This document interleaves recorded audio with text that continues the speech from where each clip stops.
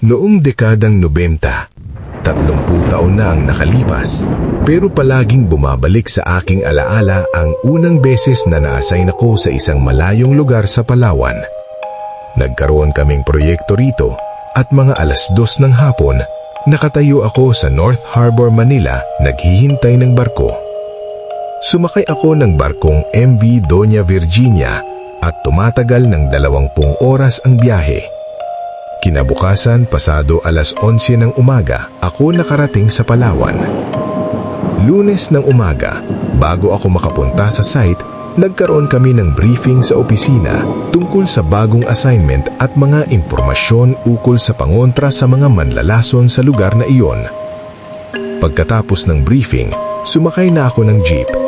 Pero bago ako makasakay, may tumapik sa akin ng 3 beses at sabi, "Pare, kamusta ka na?"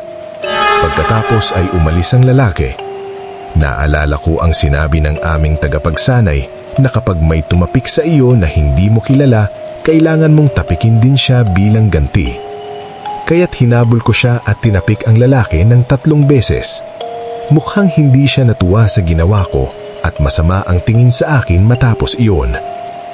Pagsakay ko sa jeep, top load ako o sa bubong ng jeep dahil puno na ito. Kung gusto mo namang hindi sumakay at maghintay, aabutin ng mahigit 2 oras bago mapuno ng pasahero ang susunod na jeep. Tumagal ang biyahe ko ng halos 3 oras. Pagdating ko sa baryo, napansin ko ang mga residente na nakatingin sa akin. Para sa kanilang proteksyon at respeto, hindi ko nalang babanggitin ang pangalan ng baryo. Pagkatapos makausap ang kapitan ng baryo, nagpaalam na ako at nagtuloy sa site. Dito ko nakilala ang aming grupo at ang mga labor. Ang proyekto naming ito ay tungkol sa pagtatayo ng paaralan at laboratorio na para sa high school. Kakatapos lang ng 3 silid-aralan, kaya pansamantala kaming nagbabaraks doon ng mga 1 linggo. Linggo iyon na walang trabaho, kaya't naglakad-lakad ako sa pinakasentro ng baryo. Mga 800 metros ang layo mula sa site sa tansya ko. Nakasalubong ko si Mang Ben, ang tagakatam ng kahoy na mga nasa late 40s. Pero kahit na ganun na siya, magigilas pa rin ang katawan. "Magandang umaga, engineer," bati niya sa akin. "Magandang umaga din, Mang Ben," tugon ko. "Saan to kayo pupunta?" tanong niya. "Diyan lang po sa gawi, kaya lang wala po akong brand ng sigarilyo dito," sabi ko. Kasabay ng kausap ko kay Mang Ben, tumingin siya sa akin at sabi, "Huwag ka raw doon gumawi. Baka Diyos, nakakatakot ang mga naninirahan doon." Nahulog sa isip ko ang sinabi niya. Pag-uwi ko sa site na may dalang ibang brand ng sigarilyo, nagpatuloy ang mga araw na walang problema sa aming proyekto. Tuwing 2 linggo, umuwi ako sa Puerto Princesa upang kumuha ng sweldo ng mga tao. Routine na namin ito. Tuwing Sabado ng umaga ang swelduhan at dahil half day lang din ang mga tao, mag-uuwian na sila sa kani-kanyang mga pamilya. Ang karamihan sa kanilang mga bahay ay may mga nakatirang kubo. Sa mga pagkakataong hindi kami pwedeng iwanan ng walang tao sa site, kami ng budigero ko ang natitira. Sabi ng budigero ko, medyo malaki siya at may alam din sa martial arts, kaya kampante ako sa kanya.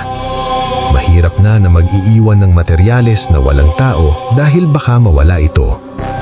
Noong panahong iyon, wala pang kuryente sa baryo. Ang tanging ilaw sa kanilang mga bahay ay mula sa mga bote ng jeep na may gas. Ang pinagkukuhanan ng tubig naman nila ay mula sa poso, nakalagay sa pinakasentro ng baryo. Mabuti na lang sa area namin ay may malapit na balon sa loob ng gubat. Pinapakuluan muna namin ito bago inumin. Isang gabi, nagdesisyon akong bumili ng sigarilyo sa baryo. Nakita kong nagkulang ako, ngunit nag-alinlangan ako dahil sa sinabi ni Mang Ben. Pero pinilit ko pa ring lumabas. Habang nasa tindahan, isang babae ang sumagot, "Anong bibilhin mo, engineer?" Nagulat ako sapagkat kilala niya ako. Bibili lang ako ng sigarilyo," sagot ko. Ito na ang bahagi na parang nag-uumpisa akong kabahan. Habang inaabot niya sa akin ng sigarilyo, tinanong niya ako, "Alam mo ba ang mga kirit-kirit o kwak-kwak?" "Ano po iyon?" tugon ko. "Aswang iyon," sagot ni Manang. Medyo naaasiwa ako sa pinag-uusapan namin at kung napansin ko ang takot ni Mang Ben sa mga ganitong istorya. Habang kami ay nag-uusap, nagsalita si Manang. "Engineer, hindi ka ba natatakot sa mga kirit-kirit?" "Hindi po," sagot ko, kahit kinakabahan na ako. May pinanghahawakan ka ba?" Bigla akong napaisip at ipinasok ko ang isang tansang ice pick sa bulsa. Baliwala yan sa kwakwak, sabi ni Manang na may halong sinit na parang nang iinis. Habang naglalakad na ako pauwi, nagdarasal ako ng, "God, whatever happens, save me." Kisagi-saguro, naguguluhan na ako sa mga ingay sa paligid. Pagdating sa barracks, ay nisigurado kong nakalock ang pinto at inihanda ang stainless ice pick at bolo gamit namin. Maya-maya, may kumalabog na malakas sa bubungan na gumising sa akin. Kinabahan ako at nagpasisya na tingnan ang pinanggalingan ng ingay. Habang nag-iisip ako, may kumalabog ulit sa bubong at sa pagkakataong ito, narinig ako ng malalakas na pagaspas. Naalala ko ang sinabi ni Manang. Nagtipon-tipon ako ng mga kahoy at pinukol ko ito sa bubungan. Nang sumunod na pagkakataon, narinig ko ang mga kuko na pumapasok sa bintana. Nagtanong ako sa sarili kung ito na ang sinasabi nilang aswang. Nagpakita ako ng tapang at sabay pinagtatataga ang mga kamay niya ng bolo ng paulit-ulit. Alam kong nasaktan siya dahil may narinig akong daing mula sa labas. Mula sa gabi na iyon, hindi na ako natulog. Kinabukasan, pumunta si Mang Ben sa barracks. Naikwento ko sa kanya ang nangyari at ayon sa kanya, matagal nang pinaghihinalaan ng mga tao sa baryo ang matandang iyon. Sabi nila, kahit anong gawin nila, hindi nila mahuli ang matandang iyon kapag nagpapalit ng anyo. Natapos ang proyekto namin at pagkatapos ng 2 buwan, bumalik ako sa Puerto Princesa at nagkita kami ni Mang Ben. Nang nagkamustahan kami, tinanong ko siya kung anong balita. Patay na si Manang, ani niya. Pinasok ang bahay niya ng 4 na adik. Gumiti ako sa kanya, ngunit nagtaka kung ano ang nararamdaman ko. "Bakit?"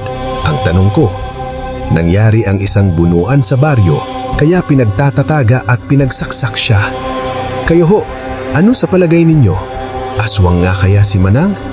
Sana ay nagustuhan ninyo ang kwento kong ito. Kung gusto nyo ng iba pang kwento, huwag kalimutang i-like ang video na ito at mag-subscribe sa aking channel. Hanggang sa muli, paalam!